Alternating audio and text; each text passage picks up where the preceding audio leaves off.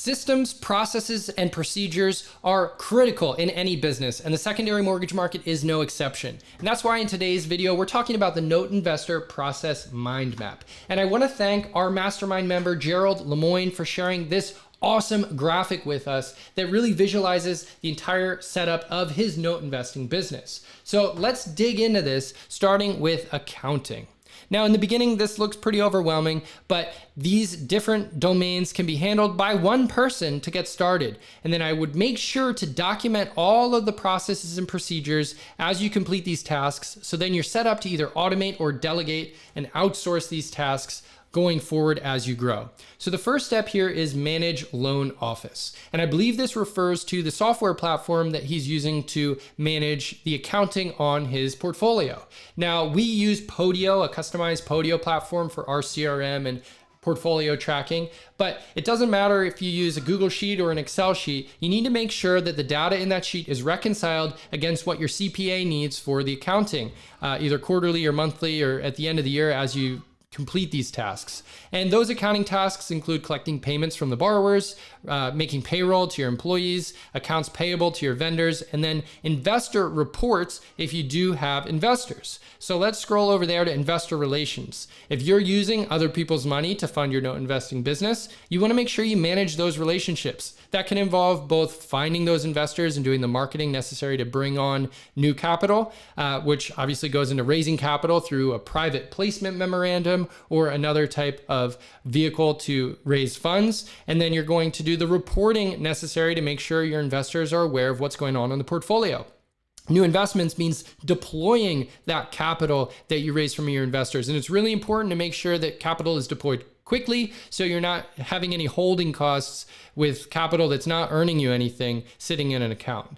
Next, we've got marketing, which we alluded to briefly when you're actually raising investor funds, but this can take the form of an email or newsletter, the print material that you might take to conferences, and of course, your website. And then a nice little piece of this is training and workshops, which can educate investors on the non-performing note space so that they can feel more comfortable about coming on as a client. Now we've got the executive piece, and this is probably the area where you're going to retain the most control over going into your scaled up note investment career. And managing legal issues goes right to the top, of course. Managing your employees, making sure that they're trained and productive, your quarterly reviews, or however you make sure that everybody's held accountable. Supervising your portfolio, making sure that your reperforming loans are continuing to make their payments and making sure that the non-performing loans that you're purchasing are all moving in the right direction. Reviewing your sales and acquisitions, super important to make sure that you've got the pulse of the business because this is really the lifeblood, making sure that deals are coming in. And then, of course, investor reporting. You're not going to send anything to your investors unless you've signed off on it already.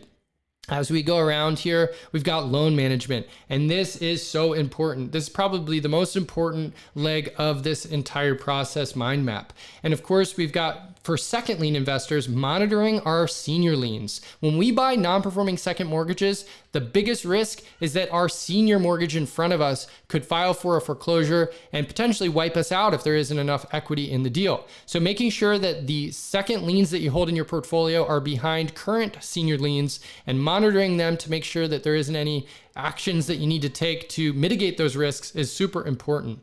Managing bankruptcy accounts, also very important to monitor the file to make sure that if a borrower files for bankruptcy, that you're submitting your proof of claim and you've got the documents in place to make sure to have a lien and have your hat in the ring here of the bankruptcy process. Now, if you record your assignment of mortgage, you'll get a notice when a bankruptcy is filed. Next, we have mod negotiations. This is when you've got a non-performing borrower that wants to start making payments. Negotiating the modification agreement is part of the loan management process. And then once the modified loan is performing and paying, you want to monitor that performance to make sure that the monthly cash flow is as consistent as you expect. And if they don't make payments, you're going to have to initiate foreclosure in the loan management domain. Finally, monitoring taxes and insurance is very important, especially when you own senior position mortgage loans. Most senior liens escrow taxes and insurance. So as a junior lien investor, we can sometimes get lucky and not really have to worry about it because the senior lien in front of us handles this. But if you own the first position loan, you need to consider taxes and insurance. So let's go up here to document control. And I don't know what ACT is in this specific task here, update ACT, but I'm just going to pretend this says record the assignment of mortgage. So critical when you get your physical documents to send the assignment in to the local county to get your entity on title. So you get things like bankruptcy notifications. Next is filing and scanning. So when you get all of the collateral files from the seller, you're going to want to make sure that you have all the documents that you're expecting. Some people hire a document custodian to handle this process for them, but I would recommend a lot of note investors do it themselves in the beginning because you'll learn a ton. Actually leafing through the physical documents that the borrower signed at the settlement when they originated the loan years and years ago. So filing those documents and scanning them so you have instant access to everything on your workstations, super important. Scanning as well as making sure they're organized and the file names are correct. Next is loan transfer documents. So this is really the assignment of mortgage and chain of title as well, as making sure that the assignment chain and the allonge chain, which as you know, the assignment transfers the ownership of the mortgage, the allonge or endorsement transfers the ownership of the note. You need both, and they both need to be a complete chain of title. And exception tracking is essentially when the chain of title has a breach in it, that you make sure you go to the previous parties in the chain and get those exceptions cured so that you do not have a break in the chain. So let's keep going through here to note sales. All right, so not every investor sells loans, but it's good to have this as a part of your process for loss mitigation, or potentially if a loan isn't in the geography where you're comfortable taking back properties in. So you want to delegate that REO process to someone else by selling the loan to another investor. So we offer a portfolio to our buyers, we negotiate the sale with them, and then eventually we prepare the purchase sale agreement and close the deal. Next is acquisitions, super important. So of course you got to perform your due diligence. If the due diligence is accurate, if everything looks good, including credit reports and the fair market value of the property, and there isn't a bankruptcy, or if there is a bankruptcy, you reviewed it in detail, then you can be comfortable moving forward with a deal. So in this case, creating the purchase sale agreement is falling on the buyer, but generally the seller does create the purchase sale agreement. And solicit note purchase, I think just means more marketing, so you can find other deals for sale. Now I'm going to pin a comment below this video with a link to a blog post on our website with 20 different sources of loans for sale, as well as 5 ways to solicit note purchases on your own, some strategies to find your own sellers of notes. So definitely check out that pinned comment below.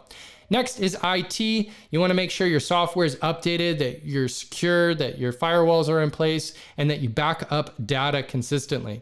And then finally, the last piece of this is REO and property management. So if we go way down here to this process, initiate foreclosure, if the borrower does not resolve the deal before the sheriff's sale date, they don't get a modification or a payoff done, then you need to go up here and start the REO management process. So the first step is going to be eviction. If you do take back the property through foreclosure, you need to displace the borrower, unfortunately, and this could be an opportunity to still get a deal done. Some note deals actually can be resolved after the foreclosure has already taken place. And in that case, the lender has even more leverage to basically turn the borrower into a tenant.